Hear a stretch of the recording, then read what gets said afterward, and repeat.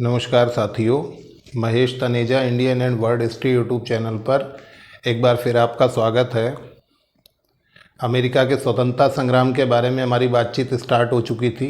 Last video में हमने discuss किया था कि किस तरह से यूरोपीय शक्तियां जो हैं वो एक एक करके अमेरिका में पहुंच गई और अमेरिका में पहुंचने के साथ ही उन्होंने अपने अधिकार क्षेत्र को व्यापक कर लिया और जिस तरह से भारत में इंग्लैंड मुख्य रूप से काबिज हो गया था और इंग्लैंड ने भारत को गुलाम बना लिया, लगभग वही स्थिति अमेरिका में भी विकसित हुई और अमेरिका में इंग्लैंड के द्वारा 13 उपनिवेशों की स्थापना कर ली गई।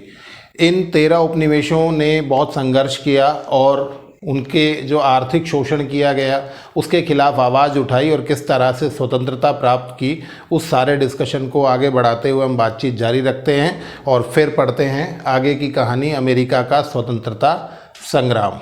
हमने लास्ट वीडियो में यहाँ तक बात की थी कि किस तरह से नेविगेशन एक्ट अस्तित्व में आया, इंडस्ट्रियल एक्ट आया, ट्रेड एक्ट आया और उन एक्ट के माध्यम से किस तरह से अमेरिका के उद्योगों पर, व्यापार पर, जहाज़ों पर नियंत्रण स्थापित कर लिया गया और इंग्लैंड किस तरह से पूरा कंट्रोल करने की कोशिश कर रहा है। इसी दौरान एक महत्वपूर्ण विषय वस्तु हमारे पास निकल कर आती है जिसका इससे बहुत सीधा संबंध रहा और वो था सप्तवर्षीय युद्ध। सप्तवर्षीय युद्ध क्या है, एक बार हम इसको अच्छे से देख लें। देखिए, ये अमेरिका का एक रफ सा मैप और उस मैप में मैंने आपको बताया था कि नॉर्दर्न साइड के अंदर यहाँ पर कनाडा है, ये यूएसए है, संयुक्त राज्य अमेरिका, और यहाँ पर है मैक्सिको।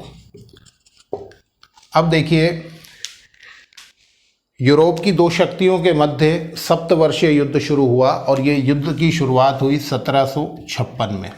1756 से 1763 तक किस किस के बीच में ये युद्ध हुआ था? बेसिकली ये हुआ प्रशा और ऑस्ट्रिया के मध्य। प्रशा और ऑस्ट्रिया के मध्य युद्ध हुआ। प्रशा क्या है? आपने प्रशा का नाम संभवतः नहीं सुना हो। जर्मनी से पहले जो जर्मन प्रदेश थे वो बड़े विभाजित स्थिति में थे, 300 के लगभग प्रांत थे।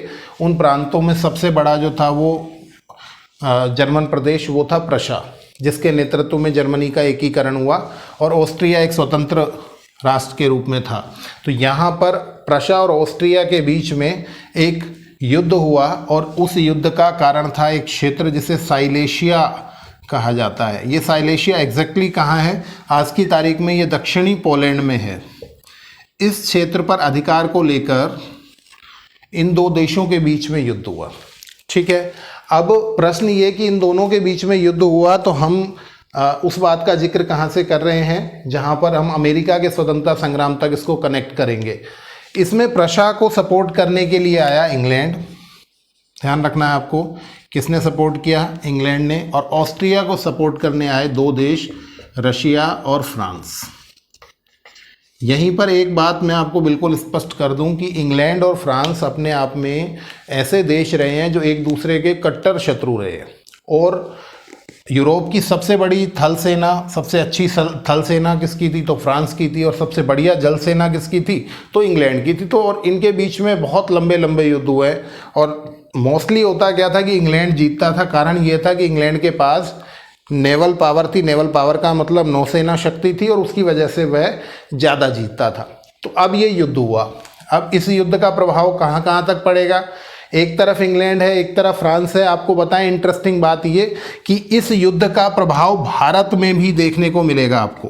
भारत के अंदर जो तृतीय कर्नाटक युद्ध हुआ, आप लोगों ने पढ़ा होगा, सुना होगा कि भारत के अंदर इंग्लैंड और फ्रांस के बीच में, जो फ्रांस और इंग्लैंड की व्यापारिक बस्तियां थी, उनके बीच में 4 कर्नाटक युद्ध हुए थे। तो तीसरा कर्नाटक युद्ध जो है वो 1756 से 63 के बीच में हुआ। मतलब जहाँ जहाँ ये आमने सामने होंगे उनमें सब जगह टकराव आपको देखने को मिलेगा। तो इंग्लैंड और फ्रांस के बीच में भारत में भी लड़ाई हो रही है और इंग्लैंड और फ्रांस के बीच में कनाडा के तट को, कनाडा के क्षेत्र पर अधिकार को लेकर भी लड़ाई हो रही है। ठीक है, अब इस क्षेत्र पर अधिकार को लेकर जब लड़ाई होगी तो ओवरऑल जीतना किसको? आपको पता है कि इंग्लैंड जीतेगा। एक ही डिस्कशन में आपको बता दिया, मोस्टली टाइम्स जो है वो कौन जीतेगा? वो इंग्लैंड जीतेगा। तो इंग्लैंड ने यहाँ से फ्रांस को आउट कर दिया, फ्रांस को भगा दिया। ठीक है। अब जब फ्रांस को यहाँ से हरा दिया गया तो विजेता हो गए इंग्लैंड, और विजेता होने के साथ यहाँ पर इंग्लैंड ये देखना चाहता है कि अमेरिका के लोगों ने, अमेरिका के उपनिवेशों ने इंग्लैंड की मदद की या नहीं की। ठीक है, यहाँ पर देखने को ये मिलता है कि अमेरिका के जो उपनिवेश हैं उन्होंने यहाँ पर इंग्लैंड की मदद नहीं की और इंग्लैंड को बल्कि अपोज किया, विरोध किया और उनको जगह जगह पर बाधाएं पहुँचाई। अब जब बाधाएं पहुँचाई तो यहाँ पर एक प्रधानमंत्री इंग्लैंड के हैं जिनका नाम है ग्रीनविले। ये 1763 में जब बने तो इसी साल ये युद्ध समाप्ति की ओर गया और एक संधि हुई जिसे पेरिस की संधि के नाम से जानते हैं। पेरिस की संधि, मैं आपको बता दूं यहाँ पर सप्तवर्षीय युद्ध की समाप्ति किस संधि से हुई, तो पेरिस की संधि से हुई। उस समय ब्रिटेन के प्रधानमंत्री कौन थे, इंग्लैंड के प्रधानमंत्री कौन थे, ग्रीनविले थे। और इसके साथ आपको ये दो नाम और भी ध्यान रखने हैं कि इस युद्ध को भी दो अन्य नामों से जाना जाता है। इसे मामेरियन युद्ध भी कहा जाता है,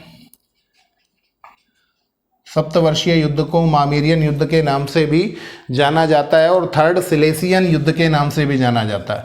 थर्ड सिलेसियन युद्ध, इसका परिणाम क्या निकला, कारण आपको बता दिया, प्रशा और ऑस्ट्रिया का विवाद था। सपोर्ट की वजह से इंग्लैंड और फ्रांस आमने सामने आ गए। युद्ध का विजेता कौन हुआ, इंग्लैंड हुआ और इंग्लैंड ने कनाडा के क्षेत्र पर अधिकार कर लिया। अब ग्रीनविले जो प्रधानमंत्री बने तो उन्होंने ये कहा कि क्योंकि कनाडा के क्षेत्र से हमने फ्रांस को भगा दिया है, ध्यान से सुनिएगा, क्योंकि कनाडा के क्षेत्र से हमने फ्रांस को भगा दिया है, इसका मतलब हमने यूएसए के लोगों को, मतलब अमेरिका के लोगों को, अमेरिकी उपनिवेश जो हैं उनको, जो उपनिवेशिक 13 क्षेत्र हैं उनको हमने फ्रांस के शोषण से बचा लिया है। अब शोषण फ्रांस करे या अमेरिका में इंग्लैंड करे, उससे क्या फ़र्क पड़ता है। मतलब ये कह रहे हैं कि हमने आपको फ्रांस के शोषण से बचा लिया है, इसलिए आपको युद्ध का खर्चा देना पड़ेगा। युद्ध का खर्चा किससे मांगा जा रहा है, बहुत इंपॉर्टेंट बात है। युद्ध का खर्चा किससे मांगा जा रहा है, युद्ध का खर्चा मांगा जा रहा है अब अमेरिकी लोगों से। ठीक है, युद्ध किसी का, शामिल कोई हुआ, जीता कोई, और युद्ध का खर्चा कौन भरेगा, वो अमेरिका भरेगा, अमेरिका के लोग भरेंगे। ये पहला बड़ा विषय है जहां पर बड़ा आर्थिक शोषण देखने को मिल रहा है। इसका मतलब इसका विरोध होगा निश्चित रूप से। सप्तवर्षीय युद्ध के इस तरह का डिस्कशन है, इसका विरोध शुरू हो गया और अमेरिका के लोगों में ये जागृति आई कि ब्रिटेन वाले अब हमारा आर्थिक शोषण कर रहे हैं। पहले जो उन्होंने थोड़े बहुत जो एक्ट लाए थे उससे आम जनता को डायरेक्टली कोई ज़्यादा प्रभाव नहीं पड़ रहा था, परंतु अब वो जागृति धीरे धीरे विकसित होगी और सप्तवर्षीय युद्ध के बाद लोगों का विरोध इंग्लैंड के विरुद्ध में, इंग्लैंड के खिलाफ देखने को मिलेगा। ठीक है, तो ये यहाँ पर आपको सप्तवर्षीय युद्ध का जिक्र करना है और 1756 से 63 का सप्तवर्षीय युद्ध, पेरिस की संधि। और ग्रीनविले कहते हैं कि सारा खर्चा युद्ध का किससे लिया जाएगा, अमेरिका के लोगों से लिया जाएगा, क्योंकि हमने उनको फ्रांस के शोषण से बचा लिया। ठीक है, अब ग्रीनविले प्रधानमंत्री बन गए हैं और ग्रीनविले के अंदर एक कमी है, आपको ध्यान रखना है। यहाँ पर प्रधानमंत्री पूछे जाएंगे कि किस समय कौन प्रधानमंत्री था इंग्लैंड का, जब अमेरिका का स्वतंत्रता संग्राम रनिंग में था। तो यहाँ ग्रीनविले जो है वो यहाँ से आपको स्टार्ट करना है। तो ग्रीनविले जो प्रधानमंत्री बने तो इनके अंदर एक कमी क्या है कि ये अमेरिका से आने वाली सारी रिपोर्ट्स को पढ़ते थे। अमेरिका की जो रिपोर्ट्स हैं उनको पढ़ा करते थे। रिपोर्ट्स क्या होती हैं, अगर इंग्लैंड या कोई भी देश दूसरे देश पर कब्जा करके बैठा है तो निश्चित रूप से वहाँ से कुछ रिपोर्ट्स तैयार होती हैं कि यहाँ जो शासन चल रहा है वो सही है या नहीं है, लोग क्या चाहते हैं, शासन का स्वरूप कैसा है, वो ठीक है या नहीं है, क्या सुधार किए जाने चाहिए, कैसे दमन किया जाना चाहिए, वो सारी की सारी बातें रिपोर्ट्स में आती हैं। अब ये जो अमेरिकी रिपोर्ट्स आया करती थी ना, मतलब जो इंग्लैंड के लोग तैयार करके इंग्लैंड में भेजा करते थे अमेरिका के बारे में, उसको अब तक जो भी प्रधानमंत्री थे वो ज़्यादा पेन नहीं लिया करते थे, पढ़ते नहीं थे। परंतु ग्रीनविले ने उसको पढ़ना शुरू कर दिया। पढ़ना शुरू कर दिया मतलब उन्होंने कहीं आक्रामक नीति अपना ली और इस आक्रामक नीति की वजह से अमेरिका के लोग भड़क गए और भड़कने की वजह से अमेरिका के लोग स्वतंत्रता संग्राम में कूद पड़े। तो यहाँ एक परिभाषा के साथ मैं बात को कंप्लीट करने की कोशिश करूँगा, जहाँ पर ट्रेवलियन ने ये कहा है ये ध्यान रखना है आपको। ट्रेवलियन ने ये कहा कि ग्रीनविले ने अमेरिका को खो दिया क्योंकि उसने अमेरिका से आने वाली डाक को पढ़ना शुरू कर दिया। ध्यान रखना है आपको। इसका मतलब क्या है कि अब वो अमेरिकी रिपोर्ट्स को बड़ी तवज्जो दे रहा है, उसके हिसाब से वो दमनकारी नीति अपना रहा है और इस वजह से अमेरिका को इंग्लैंड ने खो दिया। ठीक है, ये परिभाषा किसकी है? ट्रेवलियन की है। अब ग्रीनविले आए और ग्रीनविले ने क्या क्या चेंजेस किए वो यहाँ से हम देखते हैं। हम 1763 तक पहुँच गए थे और ग्रीनविले की योजनाओं को हम देखते हैं 1764 में, जहाँ पर ये 3 एक्ट्स लेकर आए हैं और ये 3 एक्ट्स तीनों ही दमनकारी हैं। पहला एक्ट है इनका शुगर एक्ट। पहले मैं नाम लिख रहा हूँ, फिर उसके बाद हम डिस्कस करेंगे। सर्च वारंट एक्ट, ठीक है, और तीसरा करेंसी एक्ट।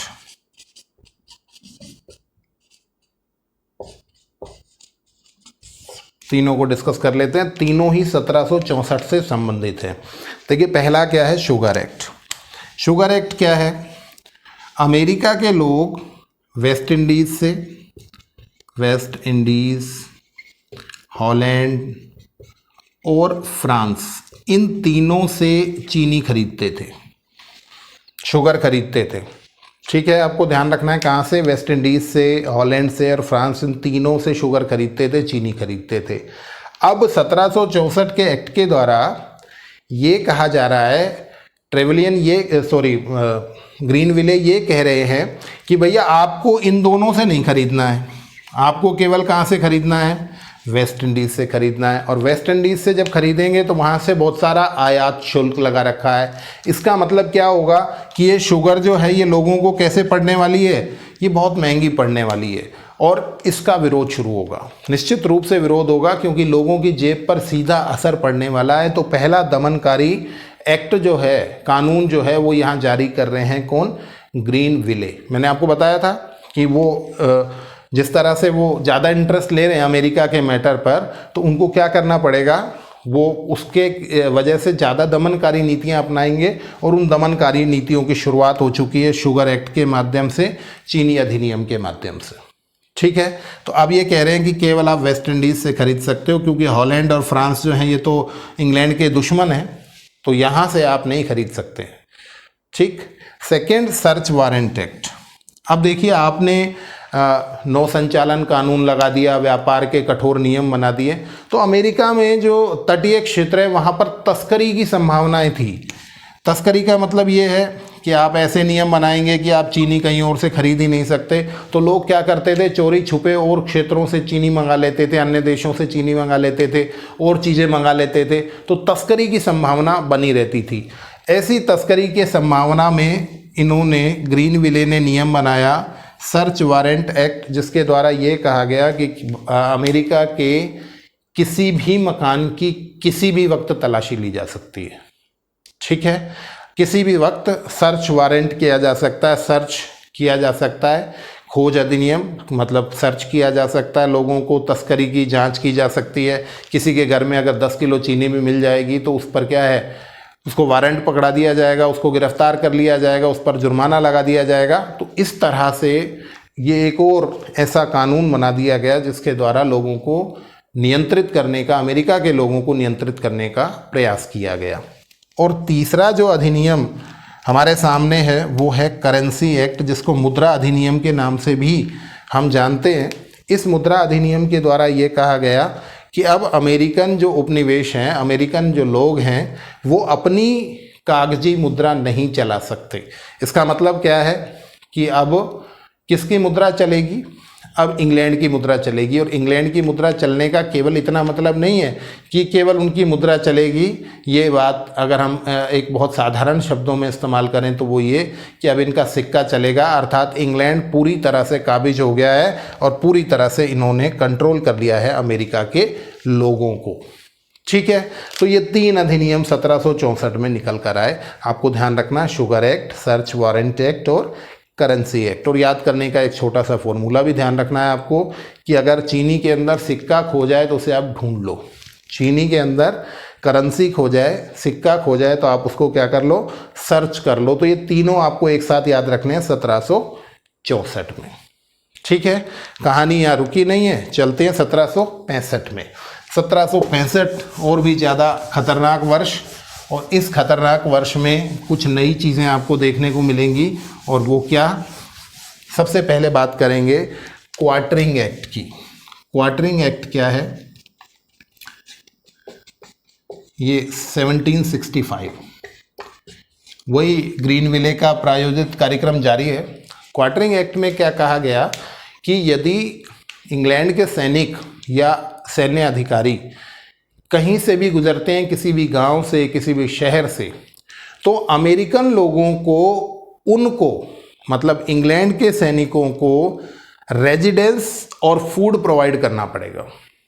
मतलब उनको रहने के लिए जगह देनी पड़ेगी इंग्लैंड के लोगों को, सैन्य अधिकारियों को, और उनको भोजन भी कराना पड़ेगा। ये सारा खर्चा भी कौन वहन करेगा, ये अमेरिका के लोग करेंगे। और इंटरेस्टिंग ये कि अमेरिका के लोग बेचारे अपने घर में सो रहे हैं, और इस अधिनियम के तहत उनको बाहर सड़क पर सोना पड़ेगा, और उनके घर में सोने की स्थिति और रुकने की स्थिति किसकी हो जाती है, ये स्थिति हो जाएगी जो इंग्लैंड के सैनिक हैं और सैन्य अधिकारी हैं वो वहाँ रुकेंगे, और अमेरिका के लोग अपने ही घर में नहीं घुस सकते। ऐसी स्थितियाँ बनेंगी, जिसे क्वार्टरिंग एक्ट कहा जाता है। क्वार्टर माने रहने का जो छोटा सा स्थान होता है, क्वार्टर, तो उसके हिसाब से क्वार्टरिंग एक्ट इसका नाम रखा गया। इसके बाद एक बहुत इंपॉर्टेंट एक्ट आया जिसे हम स्टाम्प एक्ट के नाम से जानते हैं। इसको तो आप इम्पोर्टेंट कर लीजिए, 1765 स्टाम्प एक्ट। यहाँ से बहुत हल्ला मचने वाला है, और बहुत हल्ला क्या मचेगा वो हम एक बार देख लें। स्टाम्प एक्ट क्या है। अब ग्रीनविले ने एक और प्लानिंग की, और प्लानिंग करते हुए उन्होंने क्या किया कि जितने भी सरकारी कागज़ हैं, दस्तावेज हैं, सरकारी दस्तावेज प्लस अखबार, उन सब पर एक्स्ट्रा स्टाम्प लगाई जाएगी। स्टाम्प का मतलब टिकट, हम लोग पोस्ट ऑफिस में जाते हैं टिकट लगाते हैं ना, उस तरह की टिकट। आप सुबह अखबार उठाएंगे और उस पर एक एक्स्ट्रा टिकट लगी हुई होगी, और उस टिकट का मतलब ये है कि आपका 5 रुपये का अखबार जो है वो 10 रुपये का हो जाएगा। सभी सरकारी दस्तावेजों पर जो टैक्सेस हैं वो स्टाम्प बढ़ा दिए गए, और बेवजह वहाँ पर स्टाम्प लगा के अखबार तक महंगे कर दिए गए। और जब ऐसी स्थितियाँ आएंगी तो लोग बहुत भड़क जाएंगे, क्योंकि अब इस बात की जानकारी कि क्या हो रहा है अब हर आदमी तक पहुंच जाएगी। अब तक क्या हो रहा था कि जो भी चीज़ें हो रही थी वो बड़े स्तर पर चीज़ें, मतलब उच्च स्तर की बातचीत चल रही थी, बहुत फ़र्क नहीं पड़ रहा था लोगों को। परंतु अब क्या होगा, अखबार महंगा हो गया, हर कागज़ दस्तावेज महंगा हो गया, कागज़ महंगा हो जाएगा। तो स्टाम्प एक्ट के माध्यम से ये सारी चीज़ें अस्तित्व में आएंगी, और इसका बहुत विरोध किया गया। इसका विरोध शुरू हुआ वर्जीनिया से। पूछा जाता है कहाँ से स्टार्ट हुआ, वर्जीनिया से स्टार्ट हुआ, और यहाँ पर मैसाचुसेट्स जो जगह है, यहाँ पर सैमुअल एडम्स का नेतृत्व देखने को मिलता है। सैमुअल एडम्स, ठीक है। अब यहीं मैं एक परिभाषा बोल दूं तो उससे क्या होगा कि आपको एक कन्फ्यूज़न ख़त्म हो जाएगा। आपको बताएं, जॉन एडम्स अलग हैं और सैमुअल एडम्स अलग हैं। देखिए, जॉन एडम्स ने ये कहा, क्या कहा, परिभाषाएं बहुत इंपॉर्टेंट रहती हैं। जॉन एडम्स ने ये कहा कि क्रांति जो है ना, ये युद्ध से पहले आरंभ हो चुकी थी, युद्ध से पहले ही आरंभ हो चुकी थी, और लोगों के मस्तिष्क और हृदय में ये पहले से विद्यमान थी। ठीक है, क्रांति युद्ध से पहले ही आरंभ हो चुकी थी, और लोगों के मस्तिष्क और हृदय में ये पहले से ही विद्यमान थी। ये किसने कहा? ये जॉन एडम्स ने कहा। और यहाँ मैसाचुसेट्स में जो व्यक्ति लीड कर रहा है, नेतृत्व कर रहा है, उसका नाम क्या है? सैमुअल एडम्स है। तो ये दो अलग अलग व्यक्ति हैं। हम जब फ्लो में पढ़ते हैं तो कई बार ये लगता है कि दोनों एक हैं, ये दोनों अलग अलग है। दोनों का ही रोल आपको देखने को मिलेगा। ठीक है, तो अब ये यहाँ पर विरोध शुरू हो गया, और विरोध शुरू हुआ तो न्यूयॉर्क के अंदर एक मीटिंग बुलाई गई। ध्यान रखना है आपको, कहाँ पर? न्यूयॉर्क में एक मीटिंग बुलाई गई। किसके विरोध में? स्टाम्प एक्ट के विरोध में। और इस मीटिंग के अंदर 9 उपनिवेशों ने भाग लिया। ध्यान रखना है आपको, 13 में से कितने आए? 9 उपनिवेश यहाँ पर शामिल हुए और इन्होंने बहुत ज़ोर से स्टाम्प एक्ट का विरोध किया। और इस स्टाम्प एक्ट का विरोध करते समय एक वकील थे, जेम्स ऑटिस। हालांकि इन्होंने बाद में वकालत छोड़ दी और क्रांतिकारियों के साथ जुड़ गए। जेम्स ऑटिस, देखिए इंटरेस्टिंग बात है, भारत में भी अगर आप स्वतंत्रता संग्राम उठाएंगे तो ज़्यादातर लोग वकील ही मिलेंगे आपको, चाहे वो महात्मा गांधी हो, चाहे वो जवाहरलाल नेहरू हो, बहुत सारे चित्तरंजन दास हो, ज़्यादातर लोग क्या है? वकील। यहाँ भी कौन है? जेम्स ऑटिस, वकील। और इन्होंने यहाँ पर एक नारा दे दिया। वो नारा क्या है? No taxation, no taxation without representation.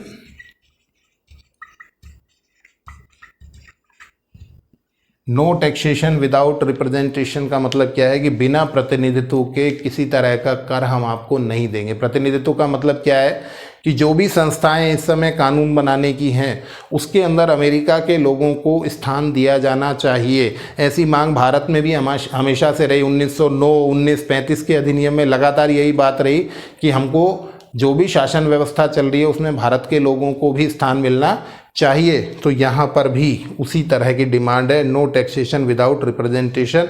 जब तक आप हमें स्थान नहीं दोगे तब तक हम आपको यहाँ पर किसी तरह का टैक्स देने के मूड में नहीं है।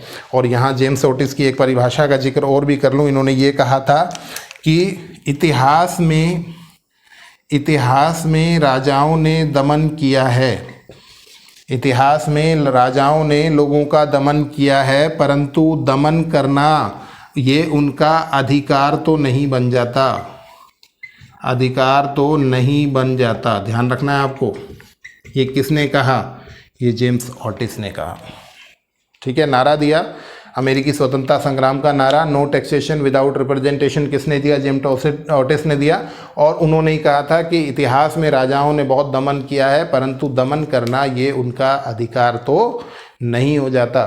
तो इस तरह से विरोध शुरू हो गया। और आपको बताएं, इस विरोध की परंपरा के अंदर ही 2 संस्थाएं बनी और एक संस्था का नाम था सन ऑफ लिबर्टी और दूसरा डॉटर ऑफ लिबर्टी, मतलब स्वतंत्रता के पुत्र और स्वतंत्रता की पुत्री। इस तरह की 2 संस्थाएं अस्तित्व में आई और इन संस्थाओं के माध्यम से लोगों ने संगठित होना शुरू कर दिया। पुरुष इसमें शामिल हुए, महिलाएं इसमें शामिल हुई और बड़े ज़ोर शोर से अमेरिका का स्वतंत्रता संग्राम आगे बढ़ता चला गया। अब इम्पोर्टेंट बात ये है कि ये जो स्टाम्प एक्ट का मैटर है ये इतना गंभीर हो चला कि लोगों ने मरने मारने तक की स्थिति उत्पन्न कर दी। पैट्रिक हेनरी का नाम मैं यहाँ पर लूँगा, ये भी एक परिभाषा है। पैट्रिक हेनरी ने ये कहा, बहुत इम्पोर्टेंट, इसी समय जब स्टाम्प एक्ट अस्तित्व में आया, इन्होंने ये कहा कि या तो मुझे स्वतंत्रता दे दो या मृत्यु। ये भी ध्यान रखना है। किसकी परिभाषा है? पैट्रिक हेनरी की परिभाषा है। वो कह रहे हैं कि या तो मुझे स्वतंत्रता दे दो या मृत्यु दे दो। तो बड़ा मुद्दा रहा ये स्टाम्प एक्ट, अपने आप में सबसे बड़ी घटना है जिसकी वजह से अमेरिका के लोग संगठित होते चले गए। तो ये सारी की सारी कहानी बनी और स्टाम्प एक्ट का बड़ा विरोध हमें देखने को मिला। ठीक है, इस स्टाम्प एक्ट के मुद्दे पर बहुत इंपॉर्टेंट बात करने जा रहा हूँ मैं, बहुत इंपॉर्टेंट बात कि इस स्टाम्प एक्ट के मुद्दे पर ग्रीनविले को इस्तीफा देना पड़ा। ग्रीनविले को इस्तीफा देना पड़ा। मतलब आप ये देखिए कि अमेरिका की स्वतंत्रता संग्राम में भूमिका से, अमेरिका के इस संघर्ष की वजह से इंग्लैंड के प्रधानमंत्री को इस्तीफा देना पड़ा, क्योंकि उसके इस नियम को, उसकी इस दमनकारी नीति को लोगों ने उचित नहीं ठहराया और एक डिमांड उठी और वो डिमांड के साथ ही उनको अपना पद छोड़ना पड़ा। तो ग्रीनविले को अपने पद से इस्तीफा देना पड़ा। इम्पोर्टेंट है कि किस प्रधानमंत्री को अमेरिका के स्वतंत्रता संग्राम की वजह से इस्तीफा देना पड़ा, तो ध्यान रखना है ग्रीनविले को। और ग्रीनविले जब हटेंगे तो यहाँ पर 1766 के अंदर एक नए प्रधानमंत्री थोड़े दिन के लिए बनेंगे जिनका नाम होगा रॉकिंघम। आपको ध्यान रखना है ग्रीन विले के बाद कौन बने, रॉकिंघम। और ये रॉकिंघम और भी ज़्यादा अजीब व्यक्ति है, इन्होंने आते ही स्टाम्प एक्ट को कैंसिल किया। स्टाम्प एक्ट को इन्होंने क्या कर दिया, कैंसल किया, ठीक है। परंतु जब इनसे बात की गई, जब इनका स्टेटमेंट लिया गया तो बोला भैया कैसे, आपने तो स्टाम्प एक्ट वापस ले लिया, क्या ये इंग्लैंड की पराजय है? उन्होंने कहा नहीं, ये तो क्या है, हमने वापस ले लिया है, अपने अभिमान से नीचे नहीं आएंगे। ये कह रहे हैं कि हमने स्टाम्प एक्ट को वापस ले लिया है, परंतु अमेरिकी उपनिवेशों पर किसी भी तरह के टैक्स लगाने का अधिकार इंग्लैंड को है। अभी भी मतलब अमेरिकी उपनिवेशों पर कोई भी तरह के टैक्सेस लगाने के लिए हम पूरी तरह से स्वतंत्र हैं। ये कौन कह रहा है, रॉकिंघम। रस्सी जल गई परंतु बल नहीं गया। इतना बैक करना पड़ा एक प्रधानमंत्री का यहाँ पर इस्तीफा देना, और उसके बाद स्टाम्प एक्ट को वापस लेना पड़ गया, फिर भी रॉकिंघम अपनी बात पर डटे हुए हैं और ये कह रहे हैं कि भले ही हमने स्टाम्प एक्ट को कैंसिल कर दिया हो परंतु हम हटने वाले नहीं हैं, और अमेरिका के उपनिवेशों पर, अमेरिकी उपनिवेशों पर हम कोई भी टैक्स लगाने के लिए पूरी तरह से स्वतंत्र हैं। हम टैक्स लगा सकते हैं, हमें कोई रोकने वाला नहीं है, ठीक है। अब इतनी बड़ी बड़ी बातें की जाएंगी तो मुझे लगता है रॉकिंघम ज़्यादा समय तक रहेंगे नहीं, तो 66 में इनका कार्यकाल जो है वो सिमट गया, और अगले जो प्रधानमंत्री आएंगे उनका नाम होगा विलियम पिट। विलियम पिट, और विलियम पिट क्या करेंगे ये हम बातचीत करने वाले हैं नेक्स्ट वीडियो में, जहां पर वो 5 वस्तुओं पर टैक्स लगाएंगे टाउनशेंड की योजना से, और उन 5 वस्तुओं में से एक वस्तु पर विवाद होगा, एक टी पार्टी होगी, और फिर कहानी और ज़्यादा गंभीर अवस्थाओं से होते हुए कुछ इंटरेस्टिंग मोड़ लेते लेते निकल जाएगी। और पहली बार इतिहास में, पहली बार इंग्लैंड को एक बड़ी पराजय का सामना करना पड़ेगा, और जिस फ्रांस को उसने हमेशा हराया था वो फ्रांस भी आएगा इंग्लैंड को हराने के लिए, ठीक है। तो ये सारी महत्वपूर्ण बातचीत, बड़ा इंटरेस्टिंग सा सारा पहलू लेकर हम मुलाकात करते हैं अगली वीडियो में। आप लोग जुड़े रहिए Mahesh Taneja Indian and world history YouTube channel से।